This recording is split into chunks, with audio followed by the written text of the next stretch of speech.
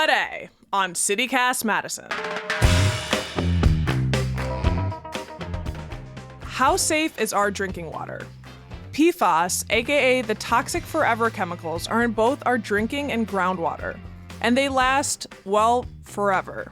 We're still discovering the health risks posed by these chemicals, but animal studies have shown that PFAS chemicals can damage livers and immune systems, and research suggests that PFAS exposure increases risk of kidney and testicular cancer.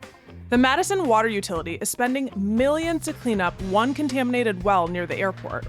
Producer Dylan Brogan caught up with Joe Grande at the Madison Water Utility to learn more. It's Wednesday, August 9th. I'm Bianca Martin, and here's what Madison's talking about.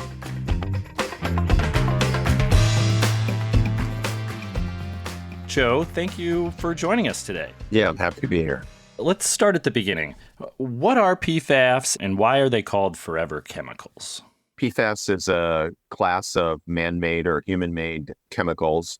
They've been made since the 1940s, 1950s that have really desirable commercial properties to consumer goods, and they've been used for many years. The reason why they're called forever chemicals is that they do not readily break down in the environment or in our bodies. They just are very chemically stable substances. And so once they're produced, they are going to be present in the environment essentially forever. So like Teflon, that would be one example. Correct.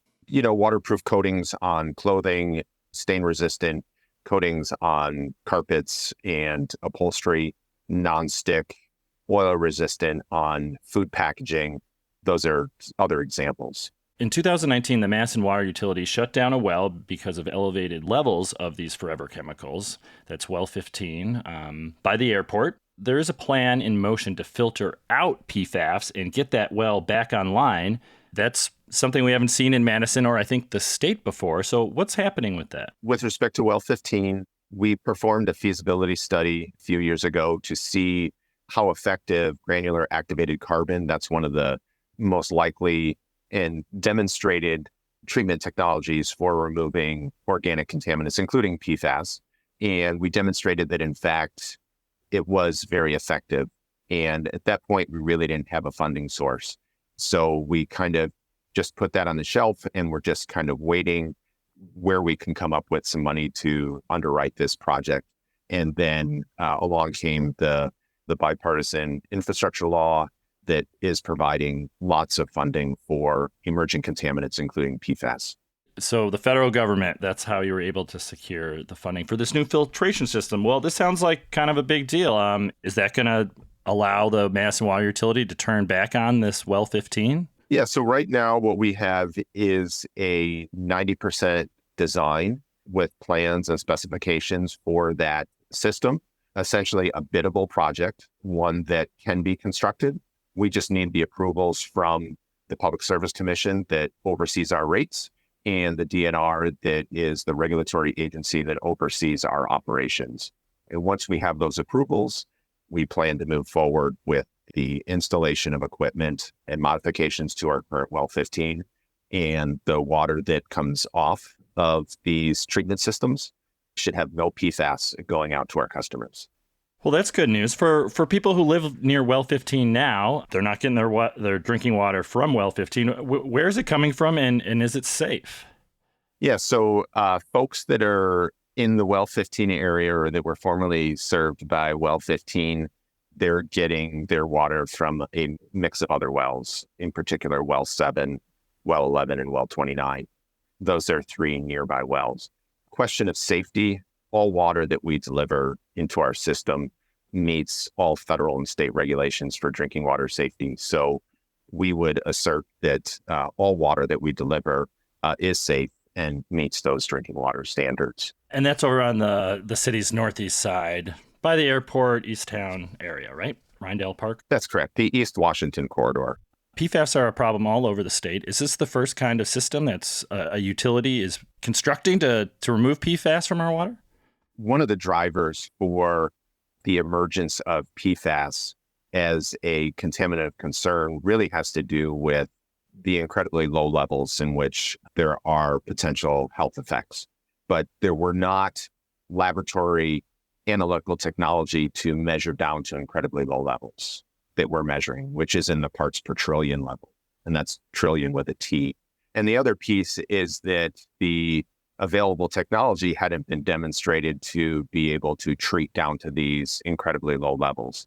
There are other communities in the state that are also pursuing PFAS removal from drinking water. And so over the last few years, there's been a lot more learning and a better understanding of these PFAS chemicals, of their potential health effects, and then also of potential treatment systems. And you explained it a little bit, but how does this filtering system work? So there's essentially three different technologies that will work to remove PFAS from water. The first is granular activated carbon, and this is just a media in which you pass the water through it, and the PFAS essentially sticks to the carbon. So that's a very common type, and I would say kind of the first generation of PFAS technology. Another type is something called anion exchange. Anion exchange essentially works similar to a water softener. A third type is reverse osmosis. And this is where water is forced under high pressure through membranes that have tiny openings. So those are the three general ways in which you can remove PFAS from water. Okay, so this is like a $5 million Brita filter and a water softener.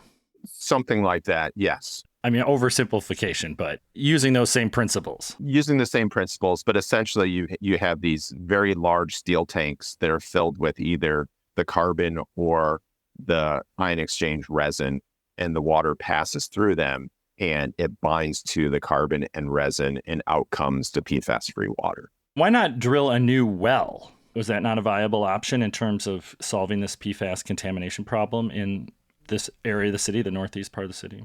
That's one alternative that was considered. And we feel that in the next few years, we'll need not only treatment at well 15, but likely an additional well on the east side as well. So it's not something where we could simply just replace well 15 with a new well and feel like that we're set and done.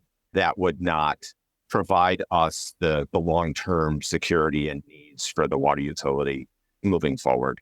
So what happens to these PFAS once they're filtered out? They're called forever chemicals, as you explained. Do they just end up in the landfill? Unfortunately, the treatment process does not destroy these PFAS chemicals. Like we said, they're forever chemicals. And so essentially what the treatment process does is it concentrates those PFAS chemicals, and then they need to be delivered or transported somewhere else. And there's two types of disposal. One is you send it to a landfill, generally in a more arid climate, so you reduce the risk of contaminating groundwater. The other alternative is to incinerate, but increasingly studies are showing that it requires significantly high temperatures to adequately break down those PFAS compounds. And there are not a lot of incinerators that burn at those required high temperatures. So incineration, although it's an alternative, it's a less desirable one. So really landfilling is probably the only way to dispose of these compounds. I mean, they're not joking around with this forever stuff. It seems like this is, even when you get it out of the water, you got to worry about it finding its way back into the groundwater. Yeah, that's for sure.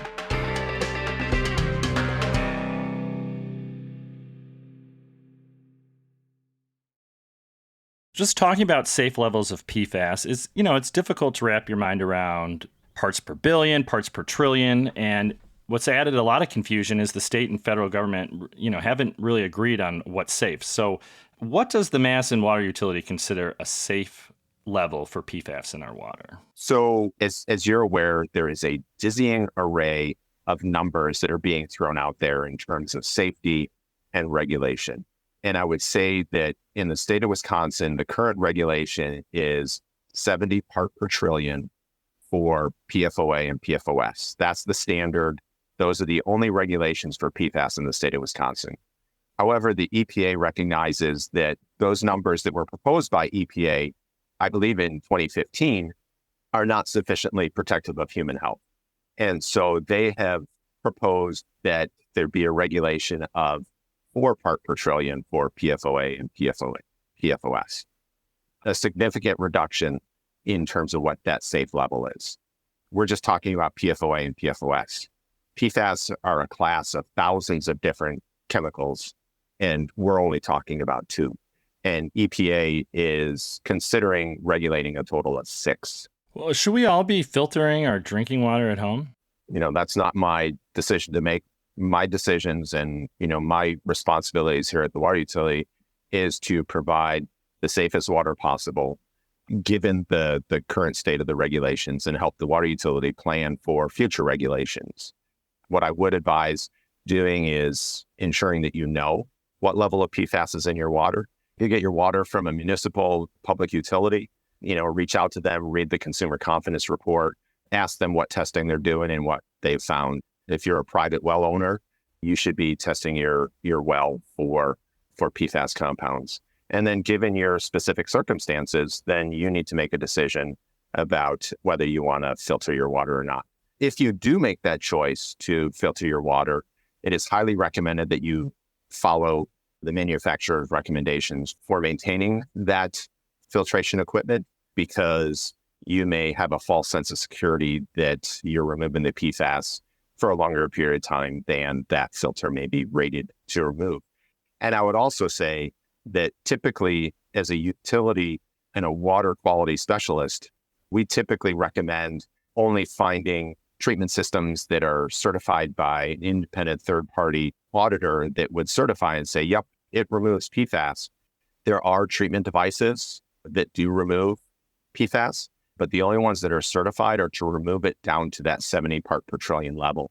I'm not aware of any device that's been certified to remove PFAS below that level. So you live in Madison. Do you have any qualms about drinking the tap water? I've been in Madison for over 20 years, and I drink the tap water unfiltered. I drink tap water everywhere I go. I have a high degree of confidence in utilities to provide safe water, and I have a very high degree of confidence that that Madison Water Utility can and does do that. Getting back to well 15 on city's northeast side, how are we going to pay for this new filter? So we have budgeted $5.9 million for this total project, and those are some costs that we've already incurred. So these preliminary studies and the design work is part of that $5.9 million project. And we have submitted the project to the Wisconsin Safe Drinking Water Loan Program. So we hope to get a low interest loan that will help the utility pay for this over 20 years. What's the word around the Madison Water Utility about the proposed, I think it's a $10 billion legal settlement with 3M over PFAS contamination? I know Wisconsin Attorney General Josh Kaul is calling for that settlement to be rejected because $10 billion isn't enough. What we're doing here in Madison is already going to cost millions. You can see why that adds up pretty quick. What are your thoughts on that lawsuit and that proposed settlement? I really don't have an opinion on that. And that is a decision that's taken up by the city attorney's office. All right. So are PFAS still being used at the airport? Is this an ongoing contamination issue? So that's a great question. So there's a lot of work that's happening at the airport to investigate and remediate the existing PFAS that's in groundwater in the vicinity of the airport and the Air National Guard base. The Air National Guard provides fire protection services for the county, which operates the airport, and they still do use PFAS-containing firefighting foams, and that actually is a requirement currently for FAA-regulated airports. And I do know that the Department of Defense is looking at alternatives that would meet the performance criteria of those firefighting foams that don't contain PFAS. That's a work in progress. And then there are also discharges from that existing groundwater of PFAS into Starkweather Creek. And there are additional remediation efforts that are being taken to address that as well.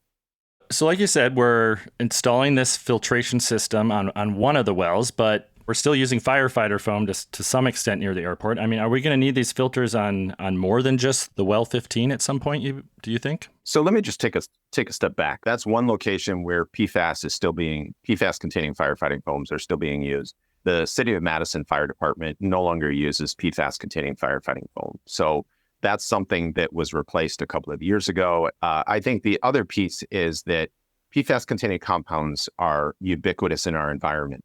They're ubiquitous in our consumer products. And part of this is, we can focus and I can have a discussion about drinking water, but I think that we also need to think about, the PFAS that we're exposed to in our everyday life, in all of our consumer goods. And in my opinion, there needs to be a greater emphasis on finding alternatives to PFAS within these consumer products and limiting human exposure in those kind of substances as well. But taking a broader look in the city of Madison, we do have about half of our wells. So Madison Water Utility operates 22 wells. About half of those have some level of PFAS detection. In most cases, the PFAS measures below 1 part per trillion, which is well below the regulatory level that is currently enforced in the state of Wisconsin and well below what is being proposed by the EPA. So in that regard, we do not feel there will be need for additional treatment in any other well besides well 15. However, if there is a changing in the thinking or a better understanding of the potential health issues that drive us towards that decision to think about removing PFAS from these other wells, or if there's more cost-effective treatment as the technologies develop, then those are decisions that we'll make in the future. But at the same time, we have to be very cognizant of what those costs are. We already recognize that well 15 is going to cost somewhere between $5 and $6 million, and then that increases our annual operating costs. So it's going to cost somewhere between $100,000 and $300,000 a year just to maintain and operate that plant. To magnify that times 20 or to even times 10 for half of our wells, that's a very significant cost and would have a significant impact on water bills. What we understand based on all the current information is well 15 needs a PFAS treatment system. The rest of our wells, although we have low levels of PFAS, they don't justify at this point adding treatment at those locations. Well, I don't know if I feel better or worse after this, Joe, but it sounds like the Madison Water Utility is taking this very seriously. Would you agree with that? I think I've made that point over and over. I'm sorry if you don't feel better about having had this short conversation, but this is a challenging issue that will not be resolved in the next couple of years. This will continue to be a problem. I think that's what worries me, is what you just said right there. What's that? That these chemicals are everywhere, that they're ubiquitous, like you said. But unfortunately, right now, we have a very diffuse distribution of those PFAS compounds. Like we said, to the extent that they're just about everywhere. I mean, your blood, my blood, 98% of the population statistically has some form of PFAS in their blood. Wildlife has PFAS in their blood. And like I said, I know there's a lot of research in this area. We've talked with our representatives in Washington and have made it clear that that's where there needs to be additional investment. And then also looking at alternatives in consumer goods that don't rely on PFAS. Joe Grande, he is the water quality manager at the Madison Water Utility. Thank you for telling us about this important topic. Thank you.